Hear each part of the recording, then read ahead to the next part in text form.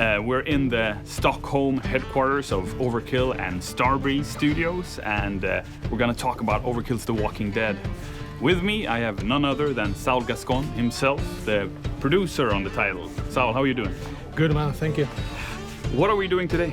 So we are gonna walk through the office to show you guys the team behind the game. We are very excited to share this with everybody so you can see the work we've been doing for the last years. So I hope you guys enjoy it. Cool, looking forward to it. Let's check it out.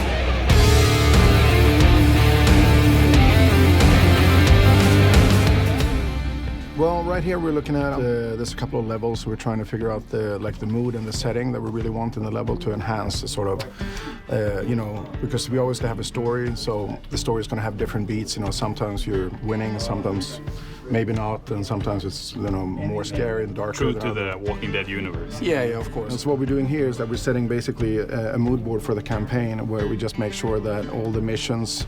First of all, we want enough variety in the missions, so we don't have the same mood and the same weather and same time of day all the time. But also trying to make sure that the mood really is on par with where we are in the story at the moment. So we have the option to really enhance the feelings that we want the players to have when they, sense of desperation, sense of, sadness, or sense of hope, whatever we want to communicate. So, how do we represent the mood and the levels that we try to create in 3D when we, start working with our artists? Well, other than just, really good models and really good assets, there's a strong focus on good materials. Yeah, I mean, this is like a plastic pipe, but we're making it procedurally rather than, using the classic texture ref. So we're making it procedurally so that we can get all the right height maps out and then blend all the materials realistically in engine, which makes the art look much better.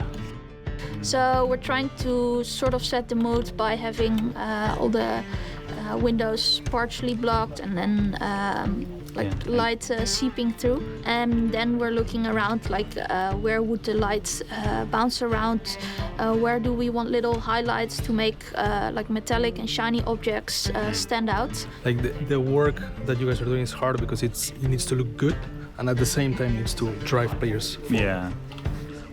This is an apartment that today will be a nice place to live, right? But you guys managed to make it look creepy. Really dirty, and creepy.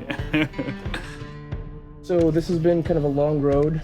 So far we started out with pretty big spaces, and as the project grew, we wanted to figure out how to make these spaces approachable from different directions. We want to make sure that they're highly replayable, so you get to start at different locations, have different events, and maybe be able to play each level, countless times.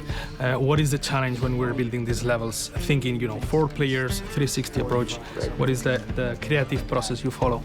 The biggest part of it is, replayability from different directions, right? So we have to tweak the layouts, we have to tweak kind of how we foreshadow things, what's kind of each vantage point, what's important for the player when they're moving through the space, and then how they see their friends in relationship to one another. So in many ways, it's not just the silhouettes, but also the abilities and the classes and how they interact with one another and making that a meaningful gameplay experience. All right, so we are at the end of this studio tour anyway. Thank you so much for tuning in and watching. It's been fun, right? Yeah, quite fun. Thank you, guys. Thank you. And next up, we're going to talk about the narrative of Overkill's The Walking Dead.